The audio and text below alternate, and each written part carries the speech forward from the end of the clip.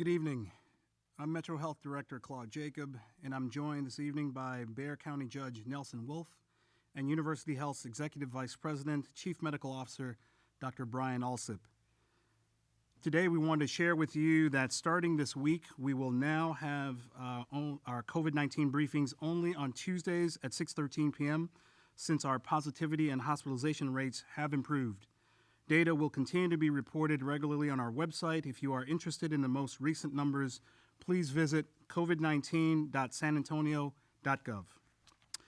Before we get into tonight's numbers, I want to share some information about Halloween. With the holiday of the fall season approaching, Metro Health has provided guidance for the public to remain vigilant and to take extra precautions to continue to reduce the spread of COVID-19. Halloween is not canceled, but it is going to look a little different this year again. If you have children who would like to trick-or-treat, here are a few tips to make your outing safer. Most important rule, stay home if you're sick. Wear appropriate face coverings. Costume masks are not adequate protection. Limit the size of your trick-or-treat gathering group to those within your household. Bring hand sanitizer and use it frequently. Avoid going inside homes. Stick to pre-packaged treats and avoid shared foods. Wash your hands with soap and water for at least 20 seconds when you return home. If you're handing out treats this year, here are a few ways to celebrate safely. Don't hand out candy if you or someone in your household is sick. Participate in distanced trick-or-treating by not requiring trick-or-treaters to come to your door. When preparing goodie bags, be sure to wash your hands with soap and water for 20 seconds before and after. Celebrate safely this year. For more information, visit covid19.sanantonio.gov/Halloween. Now for our updates. We are continuing to see great progress in our fight against this pandemic. With the case rate down, hospital trends improving, and the positivity rate dropping down to 2.1%, we are in the mild and improving risk level for the third week in a row. Conditions are improving, and as we shared last week, we are in a manageable state of the pandemic. You can help us end this pandemic by getting vaccinated and encouraging others who are eligible to get vaccinated. Let's keep it up, San Antonio. Tonight, we are reporting 261 cases of COVID-19. Our 7-day moving average has gone down to 262 per day.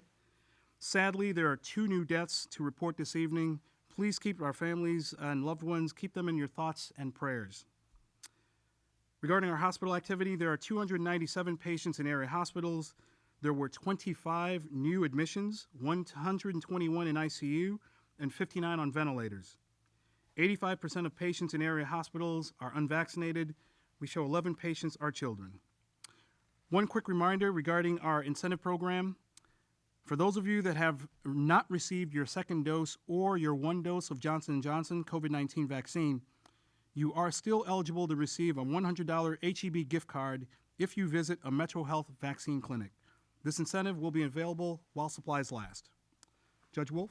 Yeah, well, thank you. Yes, things are certainly going in the right direction. I think since mid-August, we've had about a 100% downward trend in cases. Hospital numbers are going down. I was looking at the number 297 now, and it was 3 months ago that we were at 298. So that's the best we've been now in 3 months. So we're clearly on the right path. You can see also what's happening out at the infusion center where we're doing antibodies, and it's about 30 a day now, where we were running, 130, 150 a day. So clearly that's on the way down too, which is another good trend.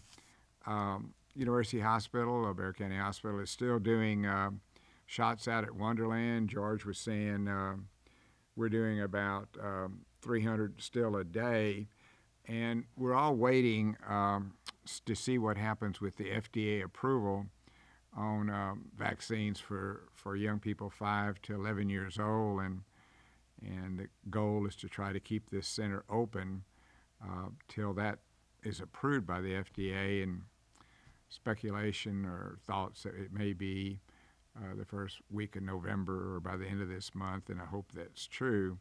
I know Dr. Alsip has been working really hard with University Hospital, and he was saying something to me just a minute ago, and I think he needs to say it to the public about, hey, this may be about COVID, but we've got some other viruses that are emerging that could be a problem through the winter.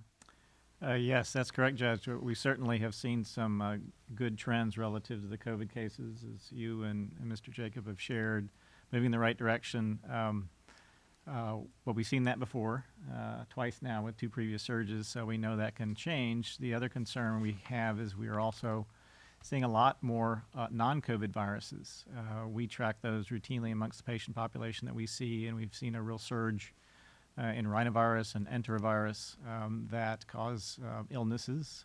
And this is similar to what we saw within the past couple of months with RSV, or respiratory syncytial virus. So as we tend to be a little more lax about some of the precautions that we've been using in terms of masking and distancing and hand hygiene, that's one of the reasons those viruses spread. And so we're seeing not only increased frequency of those, we're also seeing a lot more non-COVID business in our emergency departments and in our hospitals that adds to the COVID patients that we still currently have.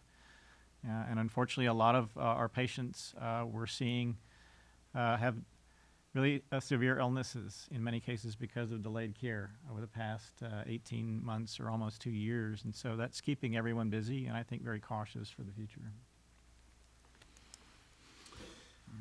Thanks, Dr. Alsip. And thanks, Judge. So to find a testing location or a vaccine clinic, please visit covid19.sanantonio.gov. You can also call the COVID-19 hotline by calling 311 and selecting option 8.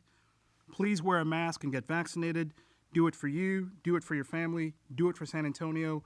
Get the latest news and information at covid19.sanantonio.gov. Now we'll take any questions from our reporters. Judge, could you share your thoughts on giving jail inmates a $100 commissary incentive to get the COVID vaccine? Quite frankly, I thought it was a very good idea on behalf of the sheriff. The commissary fund is a separate fund that's self-sustaining and in itself derives some profit from some of the meals. So by giving that back to the inmates there, I think we've got about 1,200 of them signed up now to get shots, and so I think it was a great idea on behalf of the sheriff. To be clear, are you saying that the inmates, the commissary profits pay for the incentive? Yeah, they do, and the inmates are part of that cost factor, and so it's sort of a give back, I guess you'd say, just like they have to pay for phone calls. That's all we have tonight. Thank you. I was right about that.